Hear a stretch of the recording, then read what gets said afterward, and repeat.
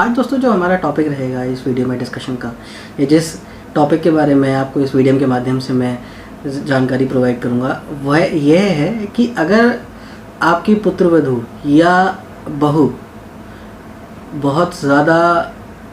आपको mental harassment करती है, मेंटल टॉर्चर करती है या फिर बहुत ज़्यादा परेशान करती है,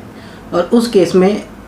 दो सूरतें होती हैं कि या तो वो आपके घर में रह रही है और आप चाहते हैं कि वह आपके घर में ना रहे,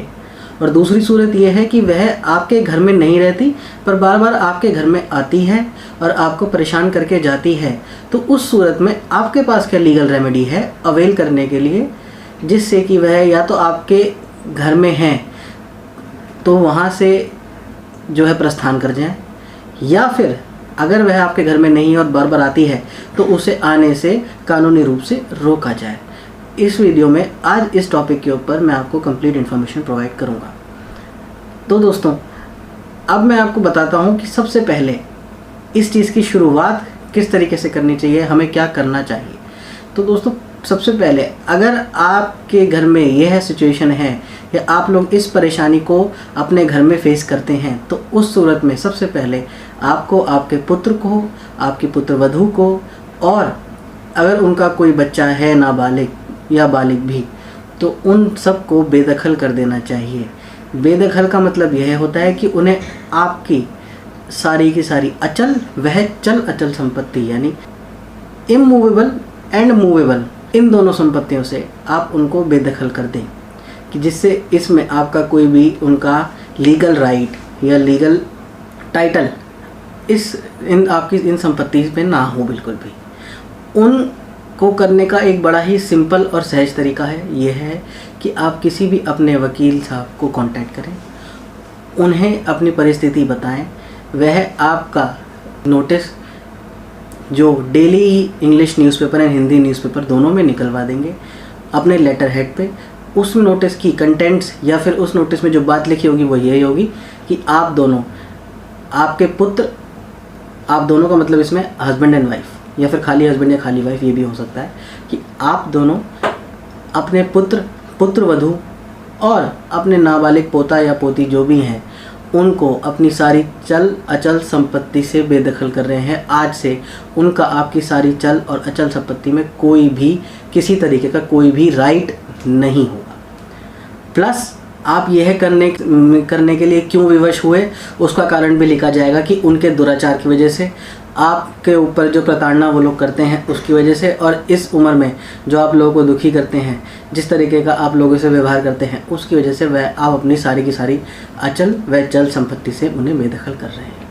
अब अगर हम आगे आते हैं कि खाली इतना ही करना आप लोगों के लिए लाभदायक है या नहीं, तो मैं आपको इस वीडियो के माध्यम से बताना चाहूँगा इतना ही करना सबसे पहले आप लोगों के लिए लाभदायक नहीं है। इसके बाद का, क्योंकि ये सिर्फ एक जनरल पब्लिक के लिए एक तरीके का एक नोटिस है जो आप हिंदी और इंग्लिश के डेली न्यूज़पेपर में पब्लिश करवा देते हैं, और डेली पब्लिश करवाने के बाद बस ये इन्फॉर्मेशन जनरल पब्लिक तक पहुँच जाएगी। इसके बाद जो रोकने की प्रक्रिया है उसमें नेक्स्ट स्टेप जो है, that is very important step जो इसमें हम एप्लीकेबल करेंगे, वो ये है कि हम आपकी तरफ से कोर्ट में एक injunction, permanent and mandatory injunction का सूट कोर्ट में फाइल होगा।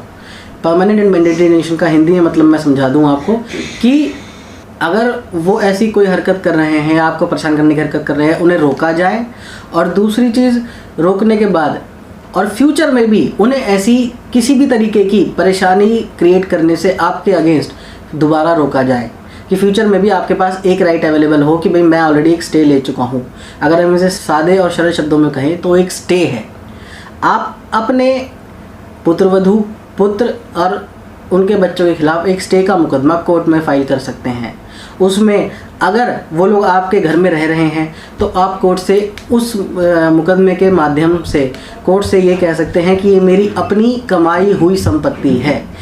इस संपत्ति को मैंने अपने पैसों से कमाया है और बनाया है, और इनके इस आचार या इस व्यवहार से मैं बिल्कुल भी संतुष्ट नहीं हूँ। मेरे घर में जिस पोर्शन में ये रह रहे हैं उसको खाली कराने का आप इनको ऑर्डर दीजिए। और दूसरी चीज़, अगर दूसरी स्थिति में हम आते हैं कि भाई ये लोग आपके घर में नहीं रह रहे पर बार बार आपके घर में आते हैं, तो उस स्थिति में आप कोर्ट से ये रिक्वेस्ट करेंगे उस मुकदमे में कि भाई आप इन दोनों को मेरे घर के आसपास के एरिया में या मेरे घर के बाहर आने से बिल्कुल रोक दें, क्योंकि ये लोग बहुत ज़्यादा न्यूसेंस क्रिएट करते हैं, दुर्व्यवहार करते हैं मेरे साथ, और आसपास के लोगों को भी इससे बहुत परेशानी होती है और मेरी आसपास काफ़ी ज़्यादा इंसल्ट भी होती है इन सब चीज़ों से। ऐसा आप कोर्ट से जब रिक्वेस्ट करेंगे तो और कोर्ट आपको स्टे देगी, और स्टे लेने के बाद ना ही वो कभी आपके घर के आसपास आ पाएंगे, ना ही आपको दुखी कर पाएंगे। प्लस अगर दूसरी स्थिति है कि वो आपके घर में है तो आप कोर्ट से आप ये डायरेक्शन की मांग करेंगे कि आप जो पोर्शन उनके पास है उसे खाली करवा दें। दोस्तों, अगर आपको किसी भी तरह की कोई भी इन्फॉर्मेशन चाहिए या कोई भी लीगल क्वेरी है आपकी, तो वो नीचे कमेंट बॉक्स में आप लिख सकते हैं, मैं डेफिनेटली उसका रिप्लाई करूँगा। नहीं तो आप मेरे डिस्क्रिप्शन में दिए गए दोनों नंबर्स पे कॉलिंग भी का भी ऑप्शन अवेलेबल है, व्हाट्सएप का भी ऑप्शन अवेलेबल है, आप मुझे उस पर व्हाट्सएप भी कर सकते हैं। प्लस अगर आपको किसी और लीगल टॉपिक पे कोई भी ऐसे सरल वीडियो चाहिए तो आप वो भी कमेंट कर सकते हैं। जो भी आप टॉपिक बताएंगे मैं उन पे वीडियो बनाने की पूरी कोशिश करूँगा। Thank you and have a nice day.